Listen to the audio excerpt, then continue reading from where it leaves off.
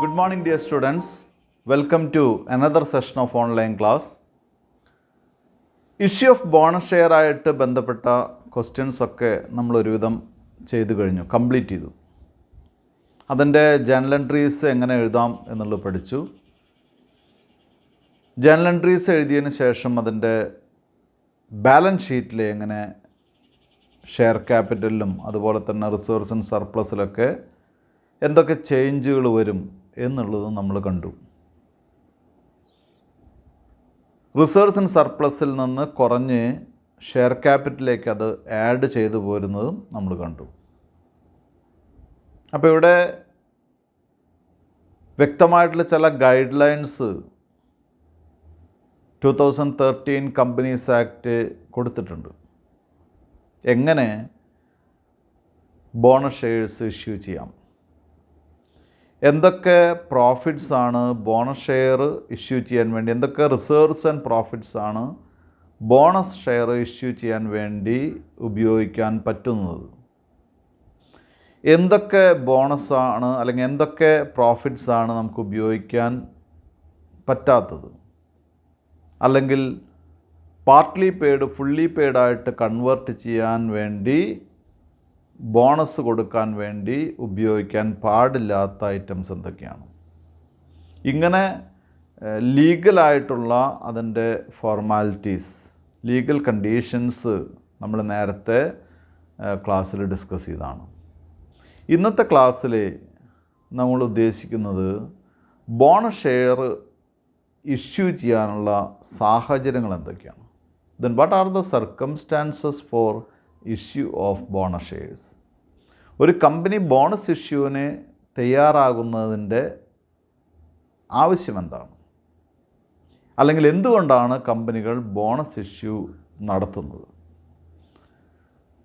നമുക്ക് വളരെ normal സെൻസിൽ, simple സെൻസിൽ നമുക്ക് ആലോചിച്ചാൽ അറിയാം, കമ്പനികൾ ബോണസ് ഷെയർ ഇഷ്യൂ ചെയ്യുന്നത് അവരുടെ അക്യുമുലേറ്റഡ് റിസർവ്സ് ആൻഡ് പ്രോഫിറ്റ്സിൽ നിന്നാണ്. അപ്പം നമുക്ക് പറയാം, സ്വാഭാവികമായിട്ടും കൂടുതൽ അക്യുമുലേറ്റഡ് റിസർവ്സ് ആൻഡ് പ്രോഫിറ്റ്സ് ഉള്ള കമ്പനികളാണ് എന്തിന് തയ്യാറാകുന്നത്, ബോണസ് ഇഷ്യൂ നടത്താൻ തയ്യാറാകുന്നത്, അല്ലേ? അതിൻ്റെ ഒരു കാരണം എന്ന് പറയുന്നത് ഹ്യൂജ് പ്രോഫിറ്റ്സ് ഉണ്ടാവുകയും അത് പല റിസർവുകളിലൊക്കെ ആയിട്ട് അക്യുമുലേറ്റ് ചെയ്യപ്പെടുകയും അങ്ങനെ ഒരു വലിയ ഫണ്ട് ഉണ്ടാവുകയും ചെയ്തു കഴിഞ്ഞാൽ സ്വാഭാവികമായിട്ടും കമ്പനികൾക്ക് അത് ക്യാപിറ്റലൈസ് ചെയ്യണമെന്ന് തോന്നുകയും അങ്ങനെയാണ് എന്തിലേക്ക് വരുന്നത്, ബോണസ് ഇഷ്യൂയിലേക്ക് വരുന്നത്. മറ്റൊരു കാര്യം നമുക്കറിയാം, കമ്പനിക്ക് ലിക്വിഡ് ക്യാഷ് അല്ലെങ്കിൽ ലിക്വിഡ് റിസോഴ്സസിൻ്റെ കുറവുള്ളത് കാരണം കൊണ്ട് ഇത്തരം ഇഷ്യൂ ആയിരിക്കും കുറച്ചുകൂടി ബെറ്റർ. പിന്നെ ചില കേസുകളിൽ ഉണ്ടാകുന്ന കാര്യമാണ്, കമ്പനിയുടെ അസറ്റ്സിനൊക്കെ റീവാല്യൂ ചെയ്യുമ്പോൾ ക്യാപിറ്റലിനേക്കാളും വലിയ വില എന്ത് ചെയ്യാം, വരാം, അല്ലേ? 10 വർഷം മുൻപൊക്കെ നമ്മൾ ഇൻവെസ്റ്റ് ചെയ്യുന്ന സമയത്തുള്ള വിലയല്ല ഇന്നത്തെ വില, വലിയ മാറ്റങ്ങൾ വരാം. സ്വാഭാവികമായിട്ടും അസറ്റിൻ്റെ വാല്യൂ കൂടുമ്പോൾ അതിനനുസരിച്ചുള്ള വാല്യൂ എവിടെ വരണം, നമ്മുടെ ലയബിലിറ്റി സൈഡിൽ അല്ലെങ്കിൽ ഷെയർ ക്യാപിറ്റലിന് വരണം. അത്തരം കേസുകളിൽ കമ്പനികൾ എന്ത് ചെയ്യുന്നു, റിസോഴ്സസ് ഉപയോഗിച്ച് അല്ലെങ്കിൽ എന്താണ് ഈ റിസർവ്സ് ഉപയോഗിച്ച് റിസർവ്സ് ആൻഡ് പ്രോഫിറ്റ്സ് എന്ത് ചെയ്യുന്നു, ക്യാപിറ്റലൈസ് ചെയ്യുന്നു. ഇങ്ങനെ പല കാരണങ്ങളാണ് എന്തിനുള്ളത്, ഈ ബോണസ് ഷെയർസ് ഇഷ്യൂ ചെയ്യാനുള്ളത്. നമുക്ക് നോക്കാം. രണ്ടാമത്തെ ഹെഡ് എന്ന് പറയുന്നത് what are the benefits or advantages of bonus issue. Bonus issue വരുമ്പോഴുള്ള ബെനിഫിറ്റ്സ് എന്തൊക്കെയാണ്, അഡ്വാൻറ്റേജസ് എന്തൊക്കെയാണ്. നമുക്കറിയാം, ഒരുപാട് ഹ്യൂജ് പ്രോഫിറ്റ്സ് ആയി കഴിഞ്ഞാൽ ഗവൺമെൻറ് ആയിക്കോട്ടെ, എംപ്ലോയീസ് ആയിക്കോട്ടെ, മറ്റേ ഔട്ട്സൈഡേഴ്സ് ആയിക്കോട്ടെ, അവർ കൂടുതൽ എന്ത് ചെയ്യും, ഡിമാൻഡ് ചെയ്യും. എംപ്ലോയീസ് ആണെങ്കിൽ വേജസിന് ഡിമാൻഡ് ചെയ്യും, ഗവൺമെൻറ് ആണെങ്കിൽ ടാക്സിന് ഡിമാൻഡ് ചെയ്യും, അല്ലേ? ഇങ്ങനെയുള്ള കാര്യങ്ങൾ നമുക്ക് ഒഴിവാക്കാൻ സാധിക്കും.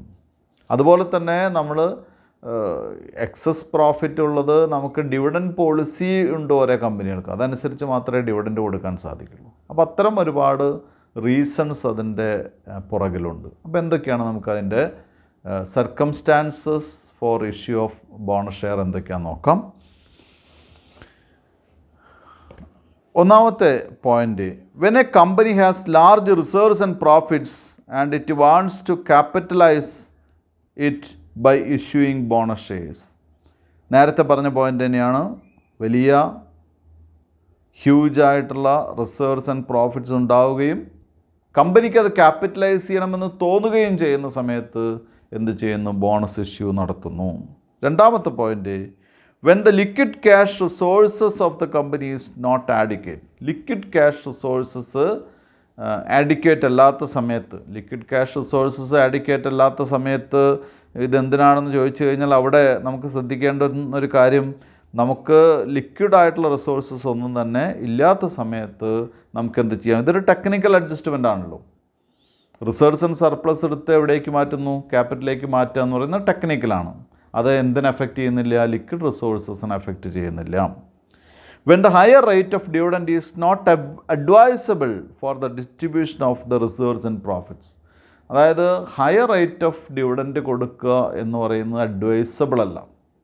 ഒരുപാട് പ്രോഫിറ്റ് ഉണ്ട്, അപ്പോൾ വലിയൊരു റേറ്റ് ഓഫ് ഡിവിഡൻഡ് കൊടുക്കുക എന്ന് പറയുന്നത് അഡ്വൈസബിൾ അല്ല, അല്ലെങ്കിൽ അത് നമുക്ക് അലൗ ചെയ്യാൻ സാധിക്കുന്ന കാര്യമല്ല. Then fourth point, when the value of fixed assets are more than the capital of the company. നമ്മുടെ ഫിക്സഡ് അസറ്റിൻ്റെ വാല്യൂ ക്യാപിറ്റലിനേക്കാൾ കൂടുതലാകുന്ന സമയത്ത്, അത് പല കാരണങ്ങളെ കൊണ്ടുണ്ടാകാം. അപ്പോൾ അത് വലിയ ഒരു കമ്പനിയുടെ ഇമ്പ്രൂവ്മെൻ്റ് തന്നെ ആവണമെന്നില്ല. നമുക്കറിയാം, നമുക്ക് ഒരുപാട് പ്ലാന്റോ ലാൻഡോ ഒക്കെ ഉണ്ടെങ്കിൽ പ്ലാൻസിൻ്റെയും ലാൻഡ്സിൻ്റെയും ഒക്കെ ബിൽഡിങ്ങിൻ്റെയൊക്കെ വാല്യൂ നമ്മൾ ഇൻവെസ്റ്റ് ചെയ്ത സമയത്തിനേക്കാൾ ഒരുപാട് മാർക്കറ്റ് വാല്യൂ വ്യത്യാസം വന്നിരിക്കും. ചില ഏരിയകളിലാണെങ്കിൽ വലിയ മാറ്റം വന്നിട്ടുണ്ടാവും, അല്ലേ?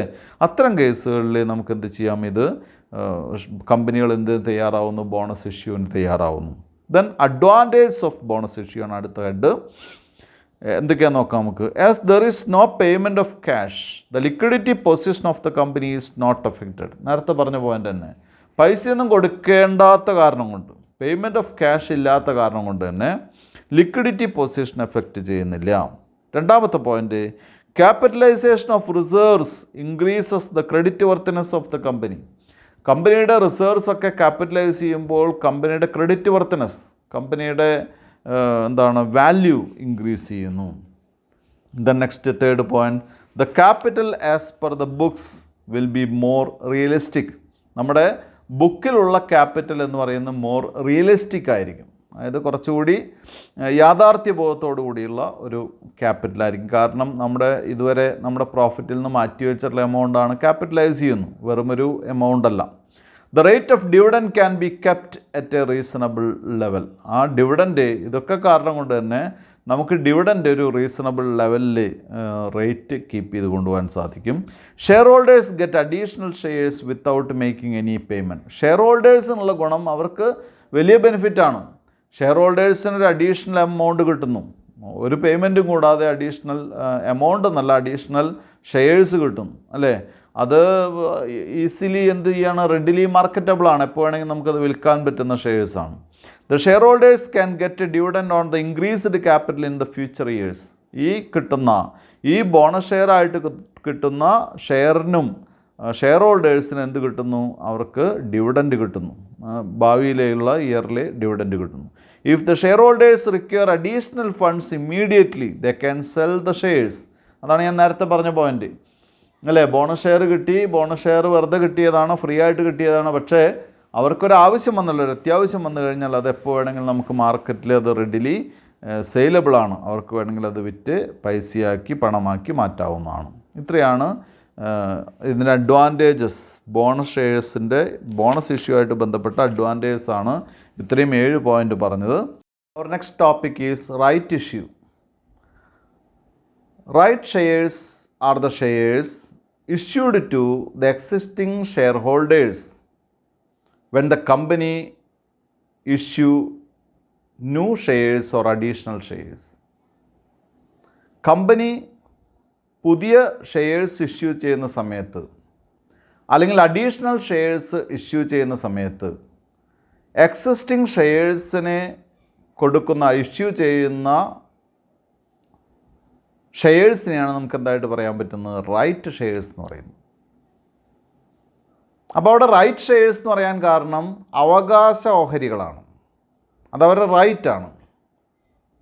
കമ്പനീസ് ആക്ട് 2013 അനുസരിച്ച് ഓരോ കമ്പനിയും പുതിയതായിട്ട് അല്ലെങ്കിൽ അഡീഷണലായിട്ട് പുതിയ ഷെയർസ് ഇഷ്യൂ ചെയ്യുന്ന സമയത്ത് അവരെന്ത് ചെയ്യുന്നു? എക്സിസ്റ്റിംഗ് ഷെയർ ഹോൾഡേഴ്സിനെ അതെന്ത് ചെയ്യുന്നു? ഇഷ്യൂ ചെയ്യുന്നു. ആ എക്സിസ്റ്റിംഗ് ഷെയർ ഹോൾഡേഴ്സിന് അത് ആക്സെപ്റ്റ് ചെയ്യുകയോ റിജക്റ്റ് ചെയ്യുകയോ ചെയ്യാം. പക്ഷെ അത് അവരുടെ റൈറ്റാണ്. ആ റൈറ്റിനെ നമുക്ക് പ്രീ എംപ്റ്റീവ് റൈറ്റ് എന്ന് പറയാം. അപ്പോൾ ഞാൻ ഒന്നുകൂടി പറയാം. റൈറ്റ് ഷെയർസ്, അവകാശ ഓഹരികൾ എന്ന് പറയുന്നത് കമ്പനി അവരുടെ എക്സിസ്റ്റിംഗ് ഷെയർ ഹോൾഡേഴ്സിന് അവരുടെ ഹോൾഡിങ്സിൻ്റെ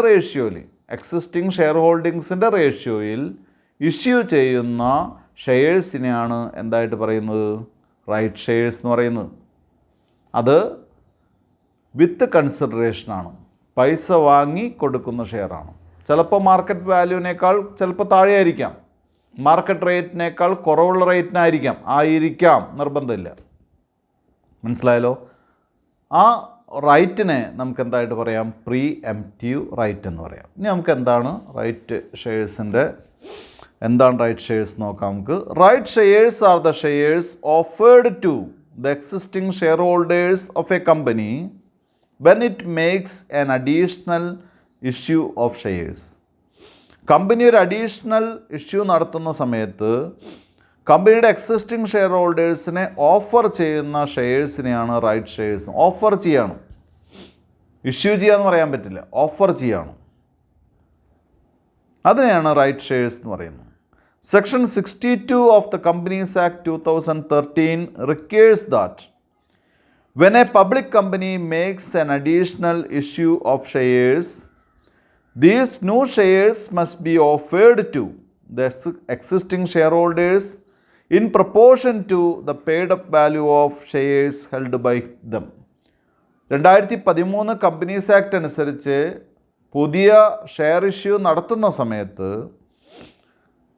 അവരുടെ എക്സിസ്റ്റിംഗ് ഷെയർ ഹോൾഡേഴ്സിന് അവരുടെ കൈവശമുള്ള ഷെയറിൻ്റെ പെയ്ഡ് അപ്പ് വാല്യൂവിൻ്റെ റേഷ്യോയിൽ പുതിയ ഷെയർസ് എന്ത് ചെയ്യാം? ഓഫർ ചെയ്യാം. കമ്പനി ഓഫർ ചെയ്യണം എന്നുള്ളതാണ്. This right of share holders, ഈ റൈറ്റിനെ this right of share holders is called pre emptive right or privileged subscription. ഈ റൈറ്റിനെ പ്രീ എംപ്റ്റീവ് റൈറ്റ് എന്നോ പ്രിവിലേജ്ഡ് സബ്സ്ക്രിപ്ഷൻ എന്നോ പറയാം. അപ്പോൾ this right of share holders is called pre emptive right or privileged subscription. Section 62 does not apply to a private company. ഈ 62ാമത്തെ section right shares എന്നുള്ള section ആർക്ക് മാത്രമേ ഉള്ളൂ? പബ്ലിക് ലിമിറ്റഡ് കമ്പനികൾക്ക് മാത്രമേ ഉള്ളൂ, അല്ലെങ്കിൽ ലിമിറ്റഡ് കമ്പനികൾക്ക് മാത്രമേ ഉള്ളൂ. ഇത് ആർക്ക് അപ്ലൈഡ് അല്ല? ഇത് പ്രൈവറ്റ് കമ്പനികൾക്ക് ഉള്ള അപ്ലൈ ചെയ്യാവുന്ന ഒരു പ്രൊവിഷനല്ല, സെക്ഷനല്ല.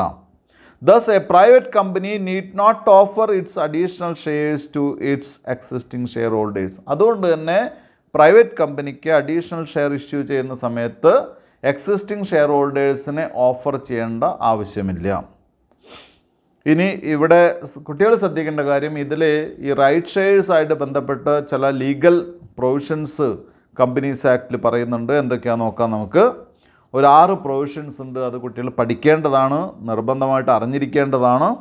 ഒന്നാമത്തെ point, right issue are offers made by the company to the existing share holders.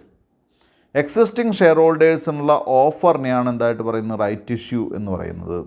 The offer shall be made by notice which shall be dispatched through registered post or speed post or through electronic mode to all the existing shareholders at least 3 days before the opening of the issue. The shareholders may accept or reject the offer made by the company. നമ്മൾ issue നടത്തുന്നതിന് 3 ദിവസം മുൻപായിട്ട് ഈ issue details with all relevant datas നമ്മൾ എന്ത് ചെയ്തിരിക്കണം? Registered പോസ്റ്റായിട്ടോ speed പോസ്റ്റായിട്ടോ ഇലക്ട്രോണിക് മോഡിലോ ആരെ അറിയിച്ചിരിക്കണം?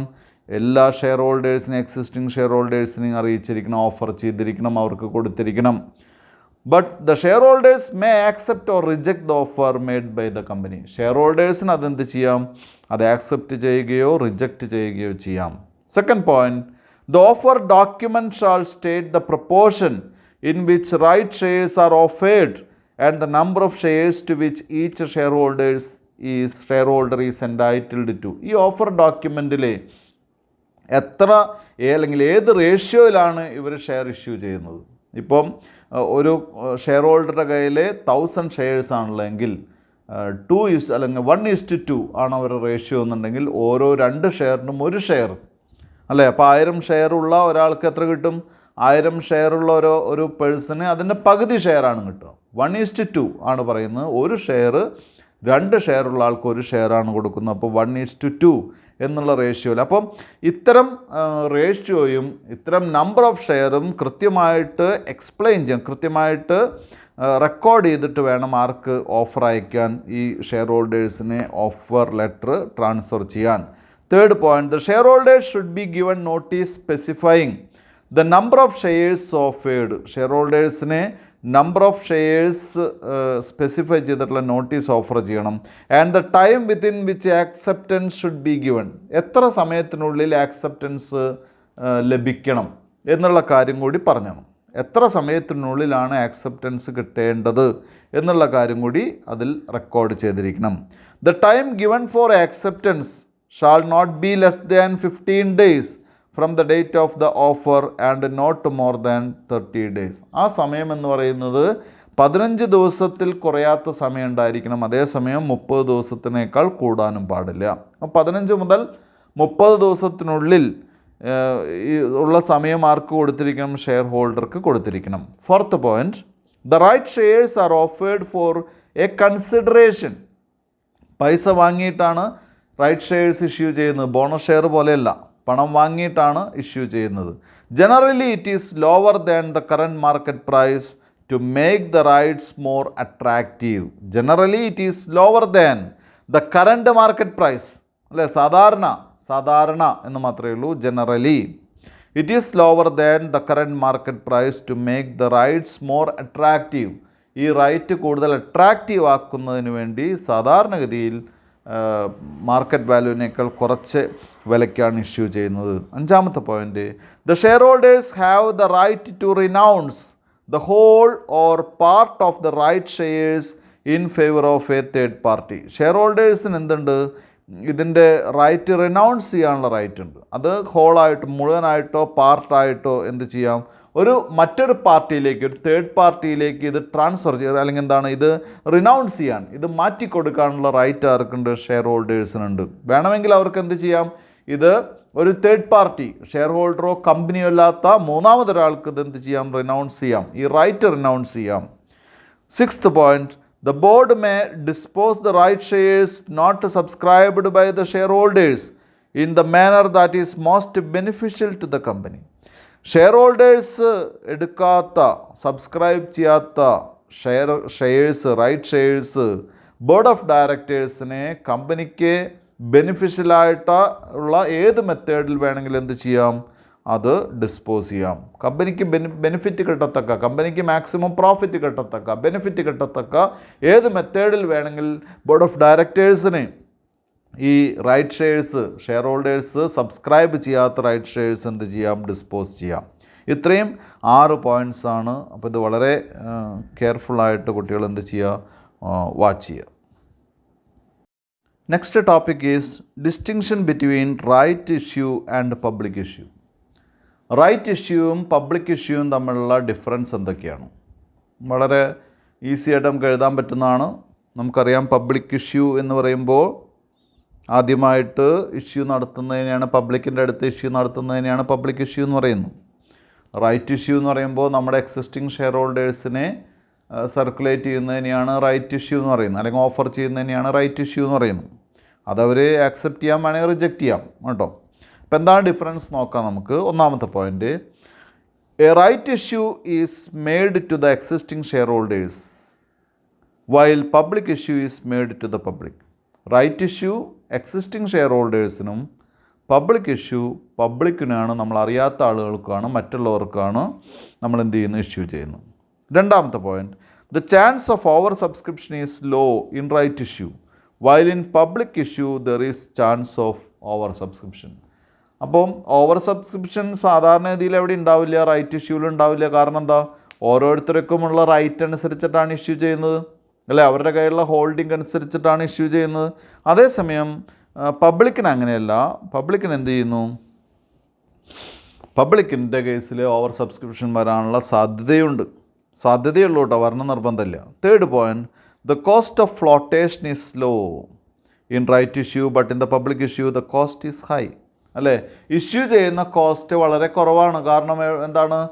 എക്സിസ്റ്റിംഗ് ഷെയർ ഹോൾഡേഴ്സിന് ഒരു നോട്ടീസ് നമ്മൾ എന്ത് ചെയ്താൽ മതി? രജിസ്റ്റേർഡ് ആയിട്ടോ സ്പീഡ് പോസ്റ്റിലോ അല്ലെങ്കിൽ ഇലക്ട്രോണിക് ആയിട്ടോ അയക്കേ വേണ്ടൂ, അല്ലേ? അവർക്കത് ആക്സെപ്റ്റ് ചെയ്യാൻ റിജക്റ്റ് ചെയ്യാം. മിക്കവാറും പേരെ ആക്സെപ്റ്റ് ചെയ്യാം. അതേസമയം പബ്ലിക് ഇഷ്യൂവിന് ഒരുപാട് പ്രൊസീജിയേഴ്സ് ഉണ്ട്, ഒരുപാട് കോസ്റ്റ് വരുന്നു, കോസ്റ്റ്ലിയാണ്. പബ്ലിക് ഇഷ്യൂ നടത്തുക എന്ന് പറഞ്ഞാൽ എന്താണ്? ഒരുപാട് കോസ്റ്റ്ലി ആയിട്ടുള്ള കാര്യമാണ്. Fourth point, next point, the issue price of right shares is less than the prevailing market price but the price of a public issue is usually equal to or near market price. സാധാരണഗതിയിൽ right ഷെയറിൻ്റെ rate എന്ന് പറയുന്നത് എന്തിനേക്കാൾ കുറവാണ്? Prevailing market പ്രൈസിനേക്കാൾ കുറവായിരിക്കും. പക്ഷേ public issue വരുമ്പോൾ ഒന്നുകിൽ എന്താണ്? ആ റേറ്റിനോളം അല്ലെങ്കിൽ മാർക്കറ്റ് റേറ്റിനോളം തുല്യമായ റേറ്റ് ആയിരിക്കും, അല്ലെങ്കിൽ അതുമായിട്ട് ബന്ധപ്പെട്ട റേറ്റ് ആയിരിക്കും. അതല്ലെങ്കിൽ അതിന് തൊട്ടടുത്തുള്ള ഒരു റേറ്റിനായിരിക്കും എന്ത് ചെയ്യുന്നത്? മാർക്കറ്റ് പ്രൈസിനേക്കാൾ വളരെ അടുത്തുള്ള അല്ലെങ്കിൽ മാർക്കറ്റ് പ്രൈസിനോട് ഈക്വലൻ്റ് ആയിട്ടുള്ള റേറ്റിനായിരിക്കും പബ്ലിക് ഇഷ്യൂ, അല്ലെങ്കിൽ കുറച്ച് താഴെയുള്ള റേറ്റിനായിരിക്കും പബ്ലിക് ഇഷ്യൂ നടത്തുന്നുണ്ടാവുക. ഇനി നമുക്ക് difference between bonus shares and right shares. Bonus ഷെയറും റൈറ്റ് ഷെയറും തമ്മിലുള്ള ഡിഫറൻസ് എന്തൊക്കെയാണ് നോക്കാം നമുക്ക്. Bonus shares are issued to the existing share holders free of cost. Bonus share free ആയിട്ട് കൊടുക്കുന്നു. പക്ഷേ റൈറ്റ് ഷെയർ എന്താണ്? കൺസിഡറേഷൻ അല്ലെങ്കിൽ എന്താണ്? ഒരു പേയ്മെൻറ്റിലാണ് എന്ത് കൊടുക്കുന്നത്? റൈറ്റ് ഷെയർസ് കൊടുക്കുന്നു, making A payment. Second point, bonus shares are always fully paid up as the Companies Act specifies that only fully paid up bonus shares can be issued, അല്ലേ? Bonus shares എപ്പോഴും എന്താണ്? Fully paid up ആണ്. അപ്പോൾ അവിടെ ഒരു drawback, അവിടെ ഒരു കാര്യമുണ്ട്. എന്താണ്? Partly paid fully paid up ആക്കാനും ബോണസ് ഉപയോഗിക്കാം. പക്ഷേ ഇവിടെ റൈറ്റ് ഷെയർസ് എന്തായിരിക്കാം? പാർട്ട്ലി പെയ്ഡോ ഫുള്ളി പെയ്ഡോ എങ്ങനെ വേണമെങ്കിൽ ആയിരിക്കാം. കാരണം എന്താണ്?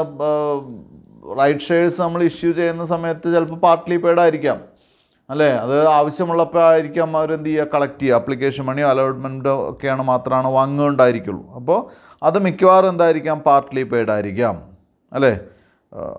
അല്ലെങ്കിൽ എന്താണ്? പാർട്ട്ലി പെയ്ഡോ ഫുള്ളി പെയ്ഡോ ആവാം, അങ്ങനെ വേണമെങ്കിൽ പറയാം നമുക്ക്. Third point, the question of acceptance of bonus shares by the share holders does not arise as it is issued free of cost, അല്ലേ?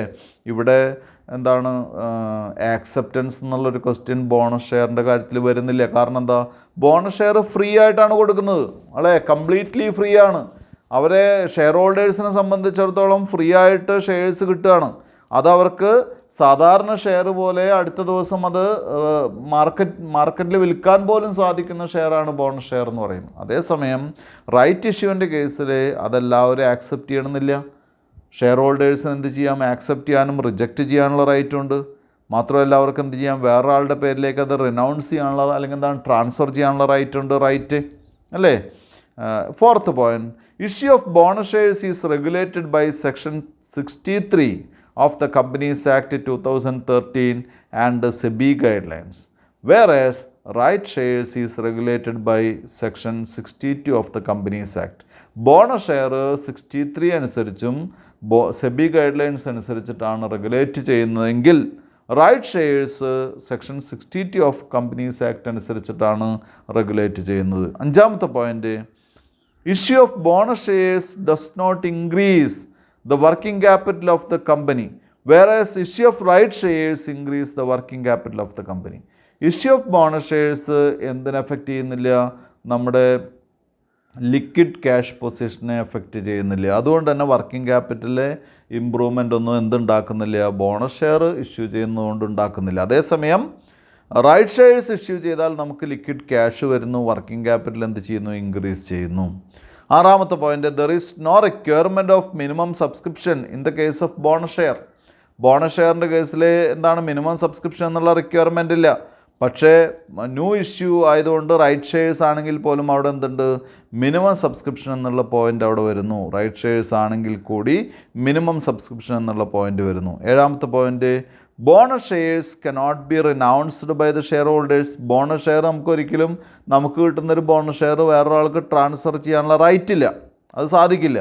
പക്ഷേ റൈറ്റ് ഷെയർസിൻ്റെ കേസിൽ എന്താണ്, നമുക്ക് റിനൗൺസ് ചെയ്യാം. അത് ഒരു പേഴ്സണെ റിനൗൺസ് ചെയ്ത് കൊടുക്കാൻ സാധിക്കും. അത് ഒരു പൈസ വാങ്ങിയിട്ട് തന്നെ, അല്ലേ, for a price to another person തന്നെയാണ്. ആ പൈസ വാങ്ങി വേറൊരു പേഴ്സൺ നമുക്കത് എന്ത് ചെയ്യാം, റിനൗൺസ് ചെയ്ത് കൊടുക്കാൻ സാധിക്കും.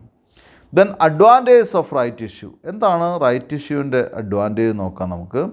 There is certainty of getting capital when right shares are issued instead of issuing shares to the പബ്ലിക്കിൻ്റെ അടുത്ത് ഇഷ്യൂ ചെയ്യുന്നതിനേക്കാൾ സെർട്ടൻറ്റി ഉണ്ട്. നമ്മുടെ ഷെയർ ഹോൾഡേഴ്സാണ്, നമ്മുടെ മെമ്പേഴ്സാണ്. സ്വാഭാവികമായിട്ടും നമുക്കറിയാം, നമ്മുടെ മെമ്പേഴ്സിന് നമുക്കറിയാം, സ്വാഭാവികമായിട്ടും അവിടെ സെർട്ടൻറ്റി ഉണ്ട്. കിട്ടുമോ കിട്ടില്ല എന്നുള്ളൊരു അൺസെർട്ടാനിറ്റി അല്ല, സെർട്ടനിറ്റി ഉണ്ട്. ക്യാപിറ്റൽ എന്തായാലും റേസ് ചെയ്യാൻ നമുക്ക് സാധിക്കുമെന്നുള്ള സെർട്ടനിറ്റി ഉണ്ട്. 2, control of the company can be retained by the existing share holders. ഇപ്പോഴുള്ള ഷെയർ ഹോൾഡേഴ്സിൻ്റെ കയ്യിൽ തന്നെ കമ്പനിയുടെ കൺട്രോൾ ഇരിക്കുന്നു. അത് കമ്പനിയുടെ കൺട്രോൾ എവിടേക്ക് പോകുന്നില്ല, പുറത്തേക്ക് പോകുന്നില്ല, അല്ലേ. എക്സിസ്റ്റിംഗ് ഷെയർ ഹോൾഡേഴ്സിന് തന്നെ ഷെയർ ഇഷ്യൂ ചെയ്യുമ്പോൾ കമ്പനിയുടെ കൺട്രോളിങ് അവരുടെ കയ്യിലിരിക്കുന്നു. 3rd point, the cost of issue of shares can be reduced. Share issue ചെയ്യുന്ന കോസ്റ്റ് എന്ത് ചെയ്യാൻ സാധിക്കുന്നു, റെഡ്യൂസ് ചെയ്യാൻ സാധിക്കുന്നു. 4th point, directors cannot misuse the opportunity of issuing new shares. ഡയറക്ടേഴ്സിന് എന്താണ് പുതിയ ഷെയർ, അല്ലെങ്കിൽ എന്താണ്, അവർക്ക് മിസ്യൂസ് ചെയ്യാൻ സാധിക്കില്ല, അല്ലേ. പുതിയ ഷെയർസ് ഇഷ്യൂ ചെയ്യുക എന്നുള്ള ഒരു മിസ്യൂസ് എവിടെയെങ്കിലും ചെയ്യാൻ ആർക്കും സാധിക്കില്ല, ഡയറക്ടേഴ്സിന് സാധിക്കില്ല. The image and goodwill of the company is increased when right issue is made. Right issue നടത്തുമ്പോൾ കമ്പനിയുടെ ഇമേജും ഗുഡ്വില്ലും എന്ത് ചെയ്യുന്നു, ഇൻക്രീസ് ചെയ്യുന്നു. കമ്പനിയുടെ ഇമേജും ഗുഡ്വില്ലും റൈറ്റ് ഇഷ്യൂ നടത്തുന്ന സമയത്ത് ഇൻക്രീസ് ചെയ്യുന്നു. ഇത്രയും 5 പോയിൻ്റാണ് എന്തായിട്ട് പറയാവുന്നത്, അഡ്വാൻറ്റേജസ് ആയിട്ട് നമുക്ക് പറയാൻ സാധിക്കും. Then next is computation of value of right. ഈ റൈറ്റിനെ നമുക്ക് വാല്യൂ ചെയ്യാം. നമ്മൾ നേരത്തെ പറഞ്ഞു പ്രീഎംപ്റ്റീവ് റൈറ്റ് എന്നാണ് അതിനെ പറയുക. ആ റൈറ്റ് നമുക്ക് വാല്യൂ ചെയ്യാൻ സാധിക്കും. എങ്ങനെയാണ് വാല്യൂ ചെയ്യാൻ നോക്കാം നമുക്ക്. എന്താണ് റൈറ്റ് എന്ന് നോക്കാം. Rights issue is usually done at a price lower than the prevailing market price. സാധാരണഗതിയിൽ മാർക്കറ്റ് പ്രൈസിനേക്കാൾ താഴെയുള്ള വിലയ്ക്കാണ് റൈറ്റ് ഇഷ്യൂ നടത്തുക. At the same time, the issue price of the right shares will be above the previous issue price. അതേ സമയത്ത് തന്നെ നേരത്തെ issue പ്രൈസിനേക്കാൾ ചിലപ്പോൾ എന്തായിരിക്കാം, കൂടുതലായിരിക്കാം. After right issue the average market price of shares will come down. ഈ right issue നടത്തി കഴിഞ്ഞാൽ ആവറേജ് പ്രൈസ് താഴും. എങ്ങനെയാണ് ആവറേജ് പ്രൈസ് താഴണേ, നമ്പർ ഓഫ് ഷെയർസ് കൂടും, സ്വാഭാവികമായിട്ട് ആവറേജ് പ്രൈസ് താഴേക്ക് വരും. Hence it is relevant to calculate the value of rights which is equal to the benefit to existing share holders. അതുകൊണ്ട് തന്നെ വാല്യൂ ഓഫ് റൈറ്റ് കാൽക്കുലേറ്റ് ചെയ്യേണ്ടത് അത്യാവശ്യമാണ്. അത് എന്താണ്, അല്ലെങ്കിൽ അത് എന്തിനോട് തുല്യമാണ്, എക്സിസ്റ്റിംഗ് ഷെയർ ഹോൾഡേഴ്സിന് കിട്ടുന്ന ബെനിഫിറ്റിനെ ആണ് നമുക്ക് എന്തായിട്ട് പറയുന്നത്, വാല്യൂ ഓഫ് റൈറ്റ് എന്ന് പറയുന്നത്. എത്ര രൂപയ്ക്കുള്ള ബെനിഫിറ്റ്, ഗുണം അവർക്ക് കിട്ടുന്നു, അല്ലെങ്കിൽ ഈ റൈറ്റിൻ്റെ വാല്യൂ എന്താണ്, അതിനുള്ള ഇക്വേഷനാണ് താഴെ പറഞ്ഞിട്ടുള്ളത്. Number of new shares divided by total number of shares. അതിൽ ഇൻക്ലൂഡിങ് ന്യൂ ഷെയർസ് ആണ്, whole into market price minus new issue price. ഞാൻ ഒന്നുകൂടി വായിക്കാം.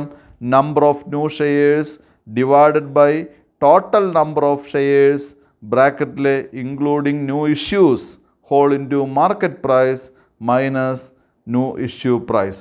ഇതാണ് നമ്മുടെ ഇക്വേഷൻ. ഇത് വെച്ചിട്ടാണ് നമുക്ക് എന്ത് കാണേണ്ടത്, ഈ വാല്യൂ ഓഫ് റൈറ്റ് കാണേണ്ടത്. ഇനി നമുക്ക് 1-2 എക്സാമ്പിൾ ക്വസ്റ്റ്യൻസ് വർക്ക് ചെയ്യാം. ഇതെങ്ങനെ ചെയ്യുമെന്നറിയാൻ വേണ്ടി പേജ് നമ്പർ 300 ഇല്ലസ്ട്രേഷൻ 37 ഞാൻ വായിക്കാം. A company offers to its existing shareholders the right to buy one share of rupees 100 each at rupees 150 per share for every 3 shares held. The market value of the share is rupees 200. Calculate the value of right. ഇതാണ് question. നമുക്കത് ബോർഡിൽ work ചെയ്യാം. അപ്പോൾ ഇത് value of right കണക്കാക്കാനുള്ളൊരു ക്വസ്റ്റ്യനാണ്. ആ value of റൈറ്റിൻ്റെ equation ആദ്യം തന്നെ നമുക്ക് നോക്കാം.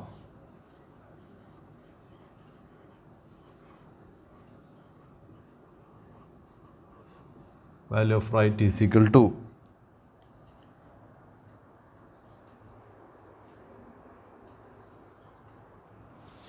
number of new shares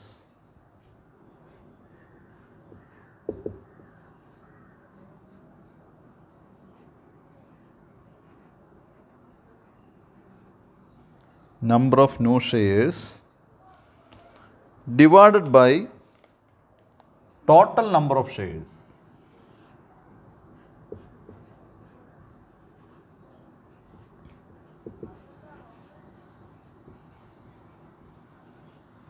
അപ്പോൾ ഇവിടെ ഇൻക്ലൂഡിങ്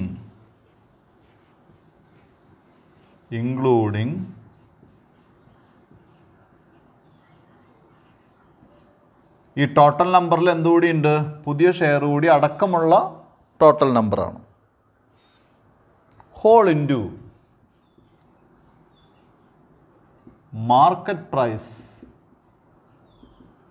മൈനസ് ഇഷ്യൂ പ്രൈസ്. അത് നമുക്ക് ന്യൂ ഇഷ്യൂ പ്രൈസ് എന്ന് വേണമെങ്കിൽ പറയാം.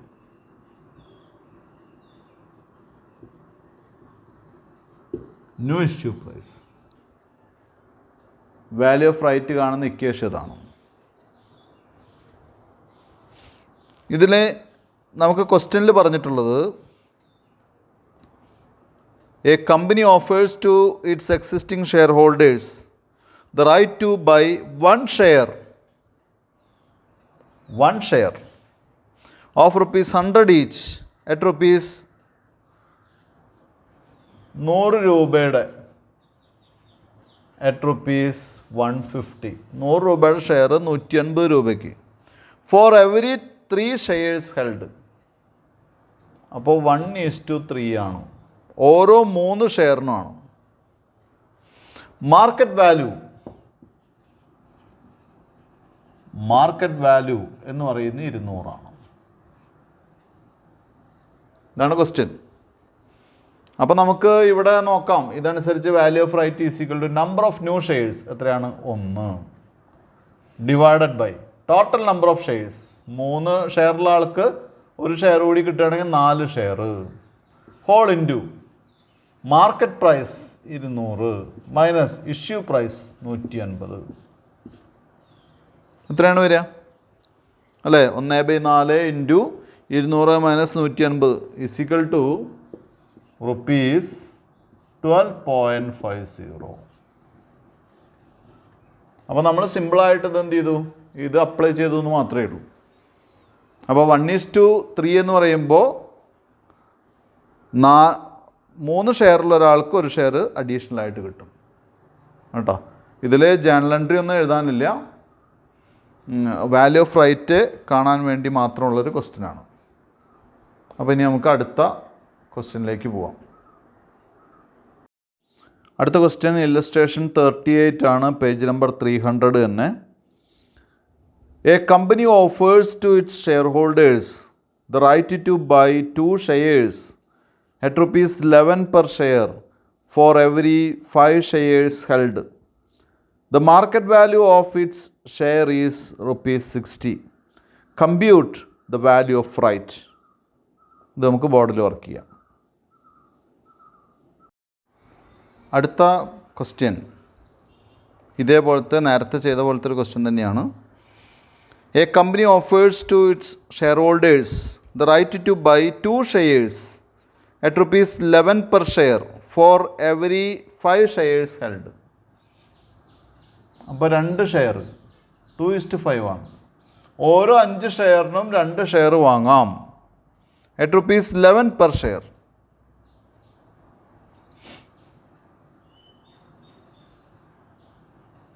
at rupees 11 per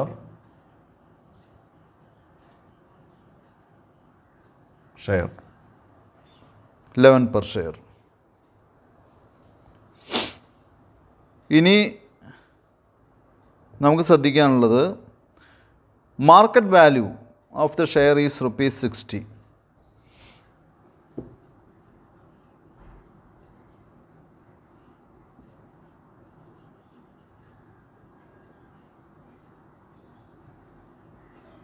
₹60 market value. അപ്പോൾ ഇതിൻ്റെ വാല്യൂ എങ്ങനെ കണ്ടുപിടിക്കാം? സാധാരണ പോലെ ഇക്വേഷൻ അപ്ലൈ ചെയ്യാം.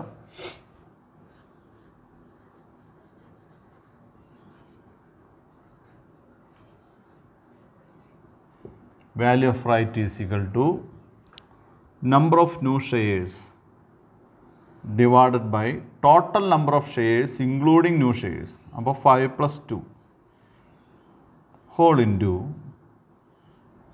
market value minus new issue value is equal to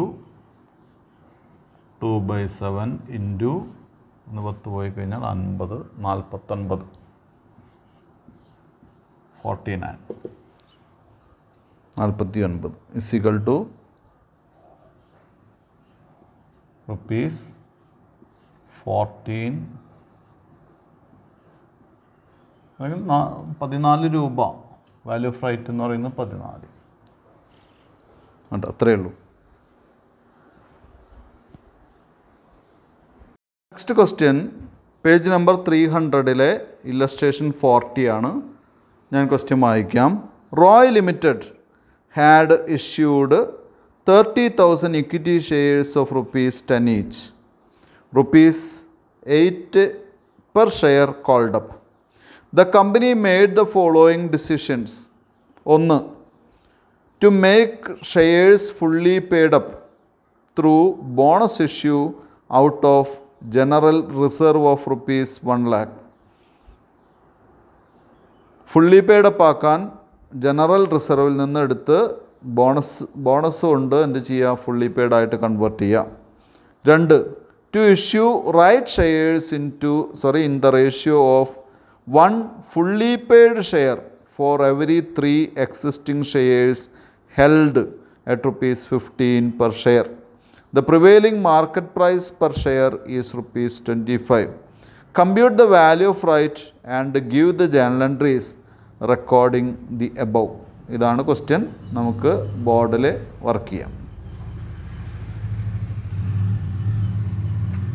അപ്പോൾ ഈ ക്വസ്റ്റ്യൻ്റെ സമ്മറിയിലേക്ക് പോകാം. നമുക്ക് ഇവിടെ 30,000 ഷെയർ ആണുള്ളത്, 30,000 ഇക്വിറ്റി ഷെയർ ആണുള്ളത്, 10 രൂപയുടെ 8 കോൾഡ് അപ്പ് ആണ്.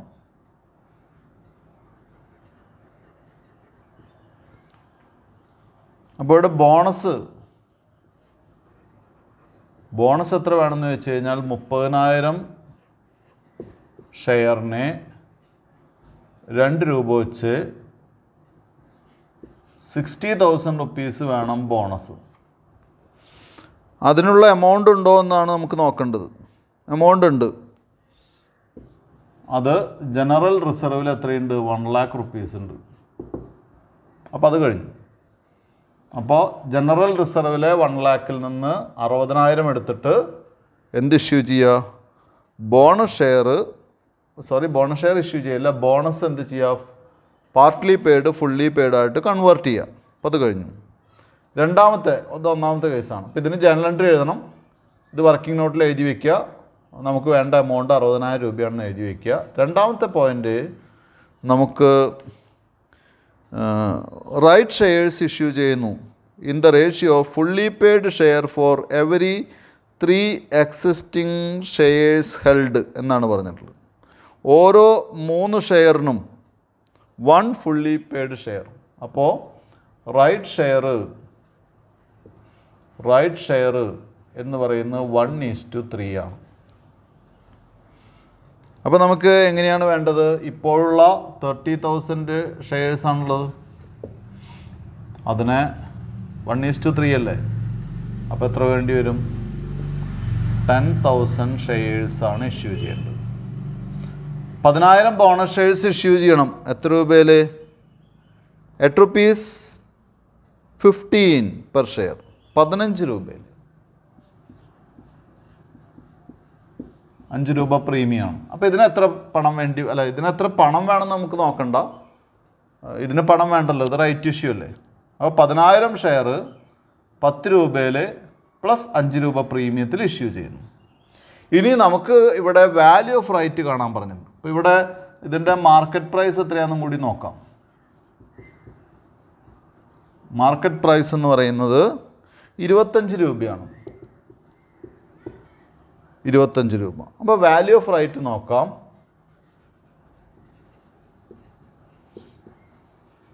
വാല്യൂ ഓഫ് റൈറ്റ് ഇത് മുഴുവനൊന്നും കൂട്ടണ്ട.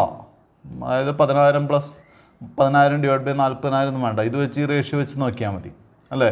പുതിയ share 1 share plus divide by 3 + 1 into ഇപ്പോഴത്തെ market price 25 minus issue price 15.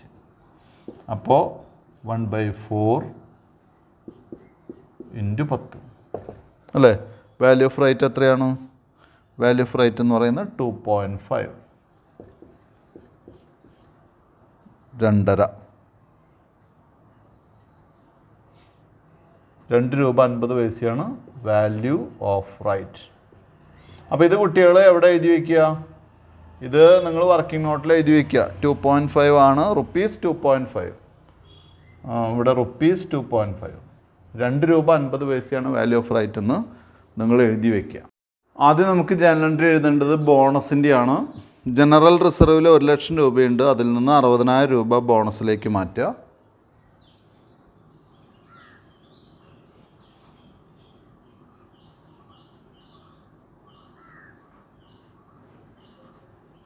General reserve account debtor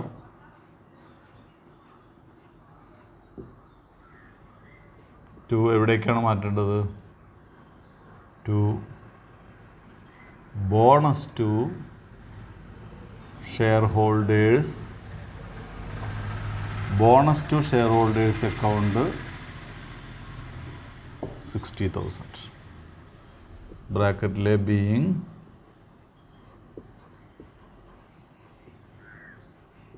amount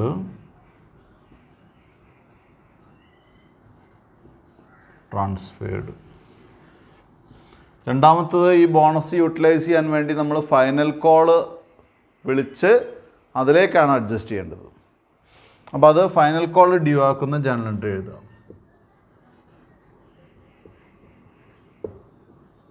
equity share final call account debtor. ഉടൻ തന്നെ നമ്മൾ നോക്കുക എത്ര ഷെയറാണ്? 30,000 ഷെയറാണ്. 2 രൂപയാണ് ഫൈനൽ കോൾ. 30,000 ഇൻറ്റു ₹2. അങ്ങനെയാണ് 60,000 രൂപ. 2 എങ്ങനെയാണ് ഡ്യൂ ആക്കുക? 2 equity share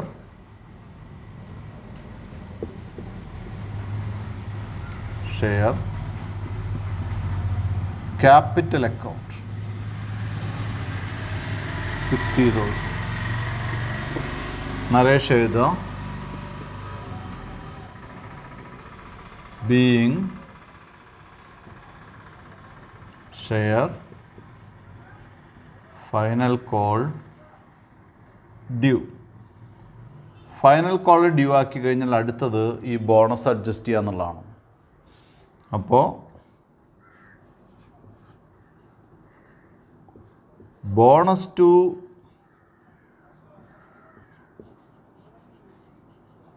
share holders account debtor to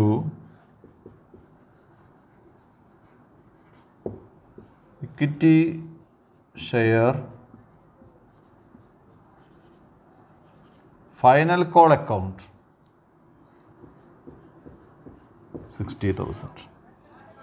narration being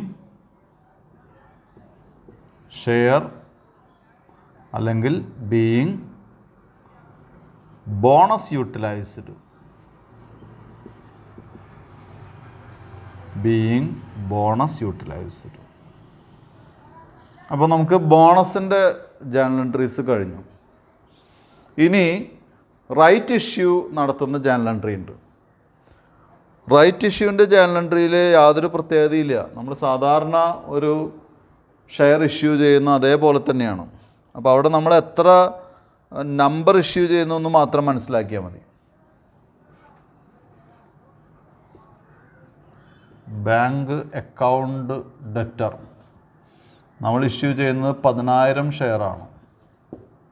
into എത്ര രൂപയിലാണ്? 15 രൂപ. 15 രൂപ എന്ന് പറയുന്നത് 10 രൂപയും പ്ലസ് 5 രൂപ എന്തുവാണ്? പ്രീമിയമാണ്. 10,000 ഇൻറ്റു 10 + 5. ഞാൻ എങ്ങനെ എഴുതുന്നുണ്ട് കുട്ടികൾക്ക് മനസ്സിലാവാൻ വേണ്ടിയിട്ട്. 5 രൂപ പ്രീമിയമാണെന്ന് അറിയാൻ വേണ്ടി. ഫലത്തിൽ എത്രയാണ്? 15 രൂപയാണ്. അപ്പോൾ 1,50,000. To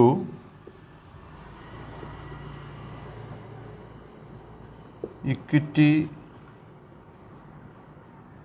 share capital account 10,000 into ₹10. 1 lakh ക്യാപിറ്റലിലേക്ക് പോകാൻ പാടുള്ളൂ. ബാക്കി 5 രൂപ. അപ്പോൾ ഈ പൈസ നമ്മൾ കളക്ട് ചെയ്യുന്നതാണ്.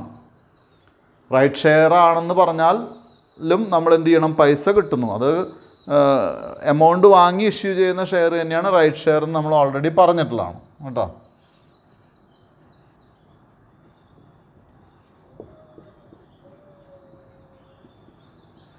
To securities premium account 10,000 into ₹5 9,000. Narration being issue of right shares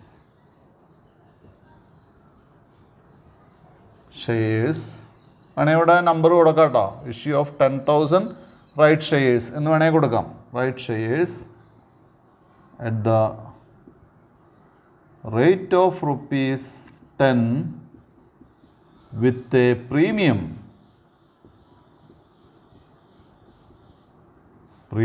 of ₹5 per share. അല്ലെങ്കിൽ issue of right shares with a premium എന്ന് എഴുതിയാലും മതി. എമൗണ്ട് ഇവിടെ നമ്മൾ കൃത്യമായിട്ട് കൊടുത്ത കാരണം കൊണ്ട് അങ്ങനെ എഴുതിയാലും മതി കേട്ടോ. എന്തായാലും നമ്മുടെ ഈ ടോപ്പിക്കും ഈ ചാപ്റ്ററും കഴിഞ്ഞിരിക്കുകയാണ്. അപ്പോൾ കുട്ടികൾ നന്നായിട്ട് ക്വസ്റ്റ്യൻസൊക്കെ വർക്ക് ചെയ്ത് നോക്കുക. എന്തെങ്കിലും സംശയം ഉണ്ടെങ്കിൽ ചോദിക്കുക. ഇന്നത്തെ ക്ലാസ് ഞാൻ ഇവിടെ നിർത്തുകയാണ്. Thank you very much.